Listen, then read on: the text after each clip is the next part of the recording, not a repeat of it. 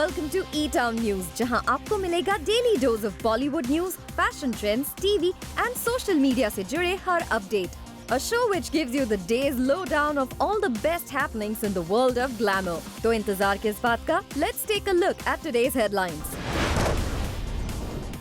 Superstar Salman Khan ने announce किया कि राधे योर मोस्ट वांटेड भाई ईद पर थिएटर्स में होगी रिलीज. कार्तिक आर्यन के बाद आयुष्मान खुराना ने भी अपनी फिल्म कॉन्ट्रैक्ट में ऐड किया एक स्पेशल क्लॉज. दिल्ली में चल रही अपनी नेक्स्ट फिल्म की शूटिंग के बीच स्मॉल ब्रेक पर मुंबई लौटे रणबीर कपूर. सलमान खान स्टारर राधे थिएटर्स में ही होगी रिलीज. सलमान खान ने थिएटर ओनर्स और एग्जिबिटर्स की रिक्वेस्ट को किया एक्सेप्ट. यानी ईद 2021 पर अब सलमान खान के फैंस को ईदी मिलनी हुई कंफर्म. आपको बता दें, सलमान खान से थिएटर्स ओनर्स ने एक ओपन लेटर लिखकर रिक्वेस्ट की थी कि वो अपनी फिल्म को करें थिएटर्स में ही रिलीज और बाकी एक्टर्स की तरह ना चुने OTT का रास्ता, as it will hamper livelihood of many who are connected to exhibition business. और अब सलमान खान ने अपने पोस्ट में ये मेंशन किया है कि उन्होंने थिएटर ओनर्स की बात को मानते हुए अपनी फिल्म को थिएटर में रिलीज करने का फैसला लिया है. लेकिन सलमान खान ने एक शर्त ये भी जरूर रखी है कि थिएटर ओनर्स व्यूअर्स की सेफ्टी और सिक्योरिटी का रखें पूरी तरह से ख्याल. वैसे यहाँ इंटरेस्टिंग बात यह है कि सलमान खान की इस अनाउंसमेंट के बाद 2021 की फर्स्ट बॉक्स ऑफिस क्लैश भी कंफर्म हो गई है. दरअसल जॉन अब्राहम ने पहले ही किया था अनाउंस कि उनकी फिल्म सत्यमेव जयते 2 होगी ईद 2021 पर रिलीज. यानी big box office clash of 2 मासी फिल्म्स राधे और सत्यमेव जयते हो गई है कंफर्म. वैसे सलमान खान पैंडेमिक के शुरुआत से ही बिल्कुल क्लियर थे कि उनके लिए फिल्म की रिलीज से ज्यादा उनके व्यूवर्स की सिक्योरिटी इम्पोर्टेंट है. यही वजह है कि उन्होंने कहा था कि फिल्म राधे की रिलीज उनके लिए उनके फैंस और फैमिली की हेल्थ से ज्यादा जरूरी नहीं है. वैसे अब धीरे धीरे हालात नॉर्मल होने की हर कोई उम्मीद कर रहा है, क्योंकि पैंडेमिक रिलेटेड वायरस से बैटल के लिए वैक्सीन आ चुका है और एग्जिबिटर्स यही होप कर रहे हैं कि ईद 2021 तक हालात हो जाएं बिल्कुल नॉर्मल और फिर फैंस लौट आए थिएटर्स में फिल्म देखने. वैसे राधे से पहले अक्षय कुमार की फिल्म सूर्यवंशी थिएटर में रिलीज हो सकती है, क्योंकि हाल ही में इस फिल्म के राइट्स को ओन करने वाले स्टूडियो के CEO ने कहा था कि they are planning to release their film on Holi. और ये भी उन्होंने मेंशन किया था कि वो रणवीर सिंह स्टारर 83 को भी सूर्यवंशी की रिलीज के ठीक बाद थिएटर्स में रिलीज कर सकते हैं. वेल, फैंस के साथ डेफिनेटली एग्जिबिटर्स के लिए है ये एक गुड न्यूज कि मेकर्स फाइनली थिएटर्स में फिल्म रिलीज करने की प्लानिंग कर रहे हैं. वी जस्ट होप ये प्लान्स अच्छी तरह से एग्जीक्यूट हो जाएं.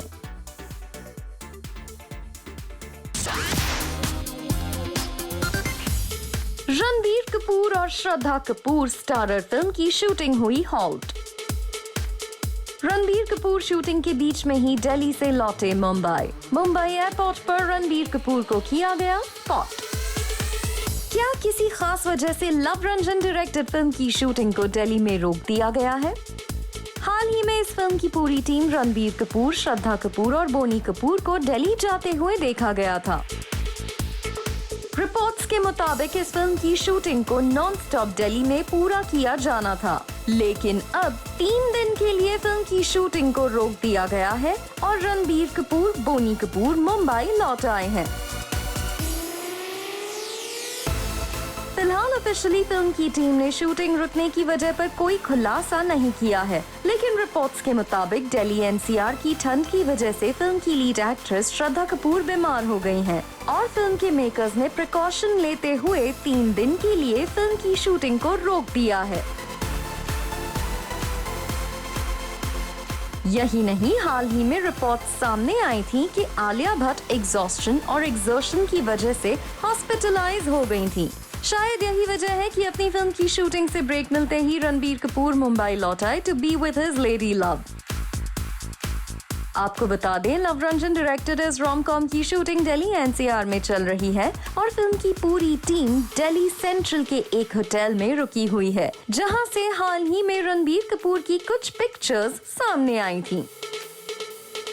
इससे पहले रणबीर कपूर लोहड़ी सेलिब्रेशन का भी हिस्सा बने थे और उनका ये वीडियो सोशल मीडिया पर वायरल हो गया था।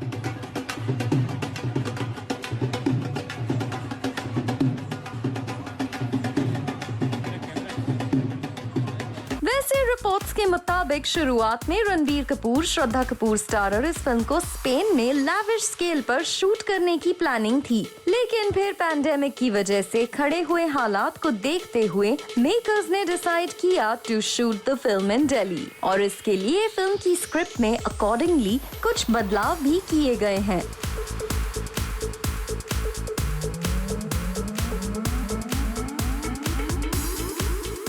लव रंजन अपनी कॉमिक फिल्म्स के लिए जाने जाते हैं और ये पहली बार है कि वो दो ए-लिस्ट एक्टर्स रणबीर कपूर और श्रद्धा कपूर के साथ किसी फिल्म पर काम कर रहे हैं। ऐसे में इस फिल्म से फैंस को काफी उम्मीद है, क्योंकि लव रंजन ने जिस तरह प्यार का पंचनामा सीरीज और सोनू के टीटू की स्वीटी से जो कमाल किया था, उसे फैंस आज भी याद करते हैं।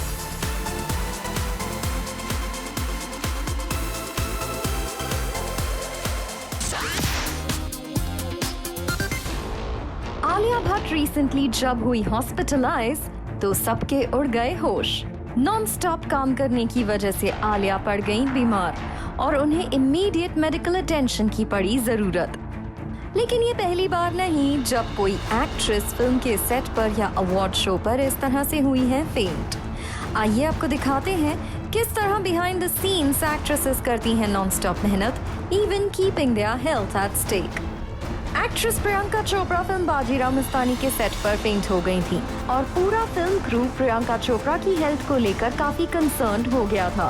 रिपोर्टेडली अपने सीन्स को परफेक्टली करने के लिए प्रियंका चोपड़ा ने इतने ज्यादा रीटेक्स दिए कि उनकी बॉडी इस ओवरवर्क को बर्दाश्त नहीं कर पाई और वो बेहोश हो गई। इस इंसिडेंट के बाद डॉक्टर्स ने प्रियंका चोपड़ा को कुछ वक्त तक स्ट्रिक्ट बेड रेस्ट की दी थी सलाह। एक्ट्रेस दीपिका पादुकोण भी है वर्कaholic। रिपोर्टेडली अपनी फिल्म हैप्पी न्यू ईयर की शूट के दौरान दीपिका पादुकोण का स्केड्यूल इतना बिजी था कि उन्होंने 7 आवर्स नॉन स्टॉप शूटिंग करने के बाद एक अवार्ड शो के लिए रिहर्सल करने का डिसीजन लिया। बट ये बोल्ड मूव दीपिका पादुकोण की बॉडी बर्दाश्त नहीं कर पाई एंड शी फेंटेड। रिपोर्ट्स के मुताबिक जब डॉक्टर्स को पता चला कि Deepika Padukone was working for 30 hours non stop, तो उन्होंने दीपिका को स्ट्रिक्ट वार्निंग दी to take care of her health. Actress Katrina Kaif भी इसी तरह एग्जॉस्शन की वजह से फिल्म 30 मार खान के सेट पर हो गई थी फेंट। रिपोर्ट्स के मुताबिक कटरीना कैफ इस फिल्म की कर रही थी नॉन स्टॉप शूटिंग और फिल्म के सेट पर हीट की वजह से कटरीना कैफ हो गई फेंट, जिसके बाद शूटिंग को करना पड़ा कुछ वक्त के लिए halt, but soon she was back on set.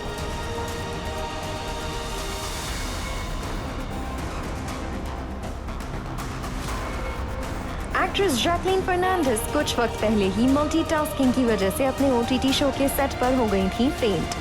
दरअसल जैकलीन फर्नांडिस अपने ओटीटी शो के एक्शन सीक्वेंस के साथ डांस नंबर की रिहर्सल भी कर रही थी और यही non stop multitasking took a toll on her health और उन्हें इमीडिएट मेडिकल अटेंशन देना पड़ा।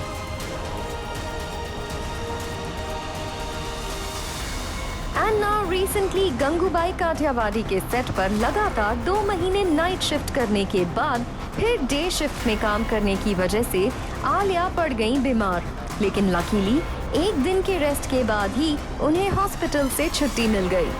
एक्ट्रेसेस की लाइफ बाहर से सभी को रोजी लगती है, लेकिन इस लेवल की सक्सेस को पाने के लिए इन एक्ट्रेसेस को देना पड़ता है अपना ब्लड एंड स्वेट।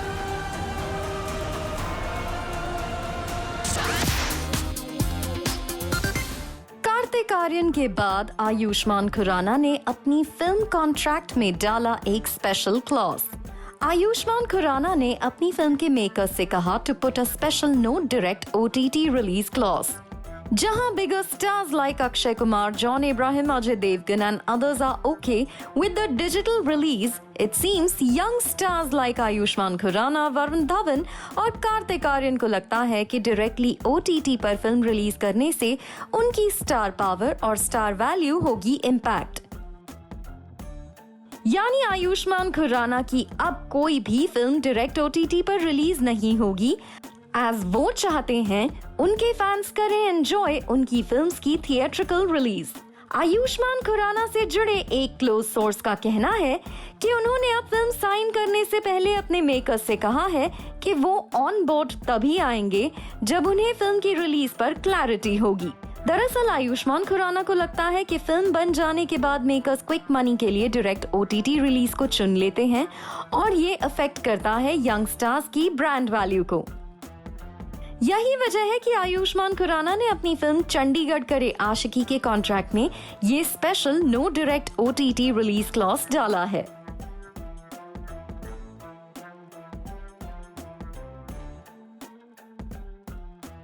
वैसे आयुष्मान खुराना ही नहीं, कार्तिक आर्यन भी इसी रूल को कर रहे हैं फॉलो। दरअसल हाल ही में कार्तिक आर्यन ने जब राम मधवानी की फिल्म धमाका को साइन किया था तो उन्होंने नो OTT रिलीज क्लॉज को अपने कॉन्ट्रैक्ट में डाला था, लेकिन फिर मेकर्स ने फिल्म कंप्लीट करने के बाद इसे डायरेक्ट OTT पर रिलीज करने का फैसला कर लिया।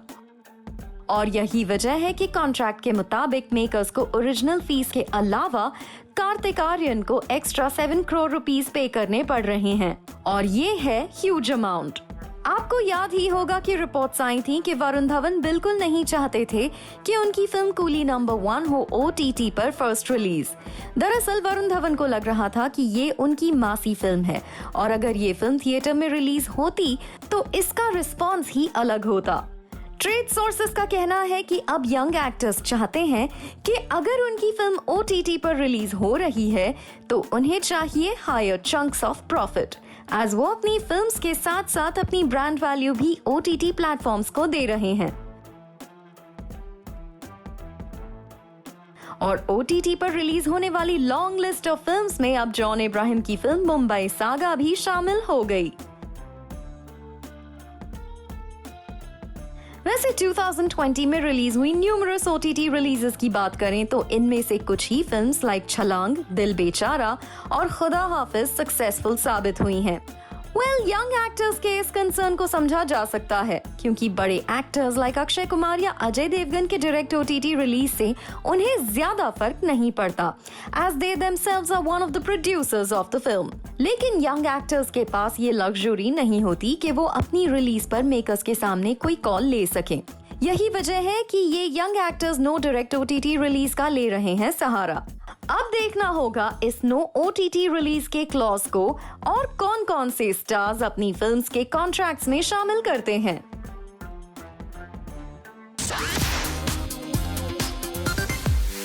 सोर्सेस की माने तो सलमान खान फरवरी महीने में brother in law Ayush Sharma की फिल्म अंतिम के शूट को कंप्लीट करके मार्च से टाइगर सीरीज की 3rd इंस्टॉलमेंट पर काम शुरू कर सकते हैं। रिपोर्टेडली सलमान खान ने इस फिल्म के लिए प्रोड्यूसर आदित्य चोपड़ा को अपनी डेट्स अलॉट की हैं इन बल्क। ऐसे में हो सकता है कि सलमान खान मार्च टू सितंबर नॉन स्टॉप इस फिल्म को शूट करें। एक्टर्स राजकुमार राव और प्रियंका चोपड़ा ने इंटेंशनली लिया एक बड़ा decision for their co-star Adarsh Gaurav in the film the white tiger. दरअसल ये फिल्म पूरी तरह से आदर्श के कैरेक्टर पर बेस्ड है। ऐसे में प्रियंका चोपड़ा और राजकुमार राव ने डिसाइड किया है कि वो अपनी पॉपुलैरिटी की वजह से आदर्श के हिस्से की लाइमलाइट नहीं लेंगे और एक प्रमोशनल इवेंट पर वो खुद आदर्श को star of the show title से इंट्रोड्यूस करवाते नजर आए। जहां बॉलीवुड में अक्सर लाइमलाइट और स्क्रीन स्पेस को लेकर एक्टर्स के बीच प्रॉब्लम की खबर आती है, वहीं प्रियंका चोपड़ा और राजकुमार राव का ये जेस्चर है तारीफ के काबिल। Priyanka, which Hajmola do you like the most? Alvela and Chulbuli. And listen, and you like pan? Let's eat pan. I like pan person more than pan. Singer और और रैपर यो-यो हनी सिंह ने अपनी sister की ring ceremony को बना दिया a larger than life event with some special performance from popular singers. Yo Yo Honey Singh ने इस सेलिब्रेशन की वीडियो को अपने फैंस के साथ भी शेयर किया, जिसमें वो और सिंगर गुरु रंधावा के अलावा भी कई पॉपुलर आर्टिस्ट यहाँ परफॉर्म करते नजर आए. Yo-Yo Honey Singh also requested his fans to bless his sister. Kangana Ranaut का ट्विटर हैंडल वेडनेसडे को कुछ वक्त के लिए किया गया रिस्ट्रिक्ट और इस बात की जानकारी खुद कंगना रनौत ने दी अपने फैंस को with a strongly worded tweet, जिसमें उन्होंने कहा कि वो इस तरह के अटेम्प्ट से चुप नहीं बैठेंगी और अपनी फिल्म्स के जरिए लोगों का जीना दुश्वार कर देंगी. रिपोर्ट्स के मुताबिक कंगना रनौत के खिलाफ कई लोगों ने ट्विटर ऑफिशियल से कंप्लेन की थी. यही नहीं, कुछ वक्त तक सोशल मीडिया पर एक hashtag suspend Kangana Ranaut trend भी कर रहा था. कंगना रनौत आजकल फिल्म धाकड़ की शूटिंग में बिजी हैं और रिसेंटली इस फिल्म के सेट पर फिल्म के प्रोड्यूसर का बर्थडे भी सेलिब्रेट किया गया. जहां धवन फैमिली में वरुण धवन और नताशा दलाल की वेडिंग की तैयारियां जोर शोर से चल रही हैं, वहीं वरुण धवन वेडिंग प्रेपरेशन के बीच अपने वर्क कमिटमेंट्स और मीटिंग्स के लिए भी टाइम निकाल रहे हैं. हाल फिलहाल में वरुण धवन को रोहित शेट्टी के ऑफिस पर स्पॉट किया गया था और अब वरुण धवन दिनेश विजयन के ऑफिस पर नजर आए with a script on his hand, जबकि उनके फादर नजर आए आफ्टर अ सैलून सेशन. तो वरुण धवन के ब्रदर रोहित धवन अपनी वाइफ और डॉटर के साथ पहुंचे डिजाइनर मनीष मल्होत्रा के store for the designer outfits. Let's see कि वरुण धवन कब और कहां अपने आउटफिट्स को ट्राई करेंगे, क्योंकि वरुण धवन की ग्रूम ड्रेस को लेकर काफी स्पेकुलेशन हो रही है. ट्यूसडे इवनिंग रणबीर कपूर दिल्ली में चल रही उनकी फिल्म की शूटिंग के रुक जाने के बाद मुंबई एयरपोर्ट पर नजर आए थे और वेडनेसडे को रणबीर कपूर को स्पॉट किया गया on the sets of an ad film, जहां वो एक एक्ट्रेस के साथ एक रोमांटिक सीन शूट करते नजर आए. अब रणबीर कपूर के मुंबई लौटने का मकसद ये एड शूट था या वो हाल ही में एक दिन के लिए हॉस्पिटलाइज हुई आलिया का हालचाल लेने आए थे, ये अभी पूरी तरह से क्लियर नहीं है.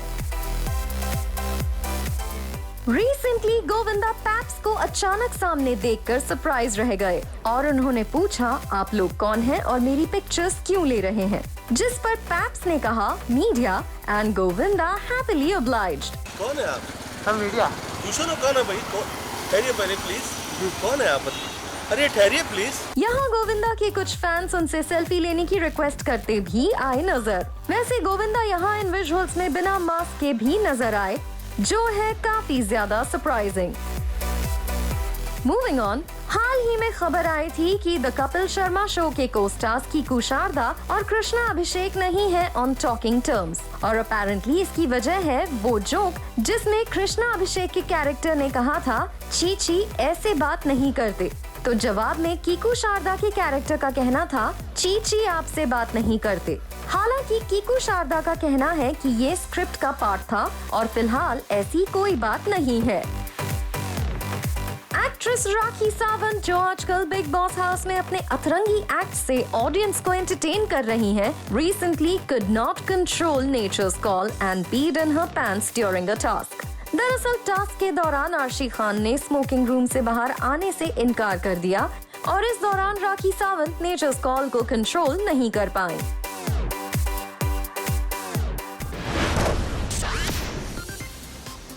On the show, Richa Chadha ने किया क्लैरिफाई कि उनकी फिल्म मैडम चीफ मिनिस्टर नहीं है पॉलिटिशियन मायावती पर बेस्ड.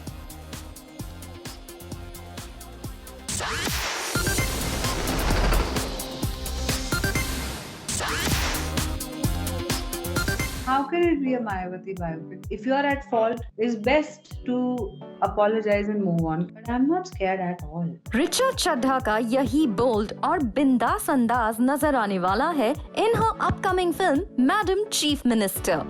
और इन दिस एक्सक्लूसिव इंटरव्यू सबसे पहले ऋचा चड्ढा ने क्लियर किया कि ये फिल्म पॉलिटिशियन मायावती की लाइफ पर बेस्ड नहीं है. How can it be a Mayawati biopic? You can see her getting married in the trailer and you can see punchy dialogues and you can see her riding a bike and all. Subhash Kapoor sir used to be a political journalist. So he covered these beats as a journalist, election beats in UP, Bihar, MP, and all this, this belt in North India and Eastern India. Correct. And he has so many anecdotes that have found their way into the film, and they're not even just from women. They're male, female.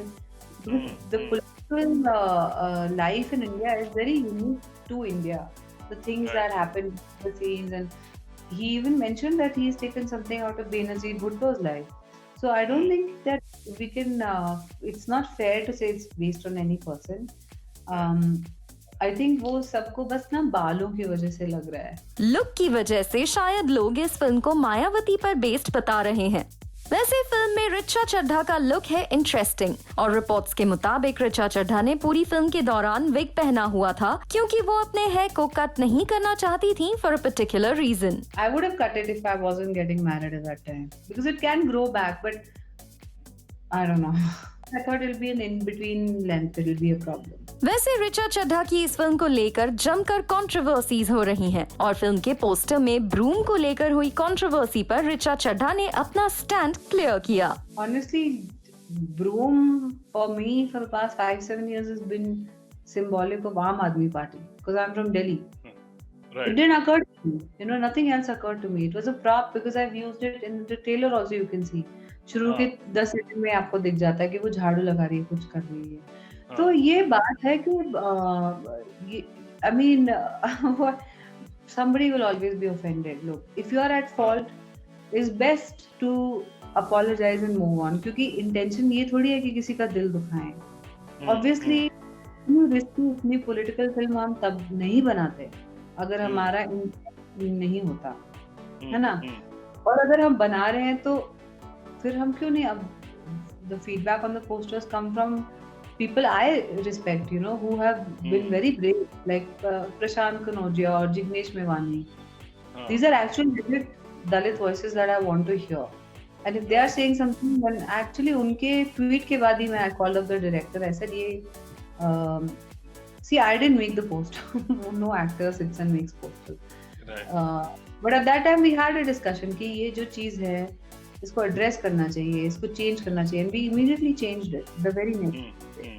तो ठीक है, अगर लोग criticism करते हैं तो हमें बिल्कुल स्वीकार है, आलोचना हमें आपको पूरी तरह से स्वीकार है. Just some of it was I thought premature and like not so much premature but misdirected and थोड़ा सा ज़्यादा personal. और वो उसको तो फिर ध्यान नहीं देना चाहिए. ऋचा चड्ढा को मिले हैं serious threats of physical harm, लेकिन बोल्ड एंड बिंदास ऋचा चड्ढा को इससे कुछ फर्क नहीं पड़ता. See, when I was working on this film, I read a lot of Ambedkar because it was a part of my research. And because हमें जो स्कूल में बताते हैं अम्बेडकर के बारे में, it's not enough. He's not just the father of the Constitution. He means a whole different world to a set of our own people. Right? So if somebody says I'm an Ambedkarite and they want to do unconstitutional things like incite violence, तो वो बिल्कुल झूठ और एक publicity stunt और एक अपनी जहालत का सर्टिफिकेट देने वाला एक इंसान होगा जिसने थ्रेट दिया. I haven't paid any attention to it. People keep tagging me and sending it to me. I haven't seen a single video of the threat. Apparently there have been many. But I'm not scared at all. No. वैसे बहुत कम लोग जानते हैं कि इस film के trailer को सबसे पहले अली फजल ने देखा था और ऋचा चड्ढा ने रिवील किया अली फजल को कैसा लगा फिल्म का trailer. I think he had seen the trailer offline long ago because the dubbing के लिए एक दो lines आए थे. They had to change it due to the censor. But he really liked the trailer. He's super excited to watch. हम देखते हैं अभी उसको देखते हैं. He can also be a pretty harsh critic. Well, ये फिल्म है truly special for Richa Chadha and she's looking forward for audiences' reaction.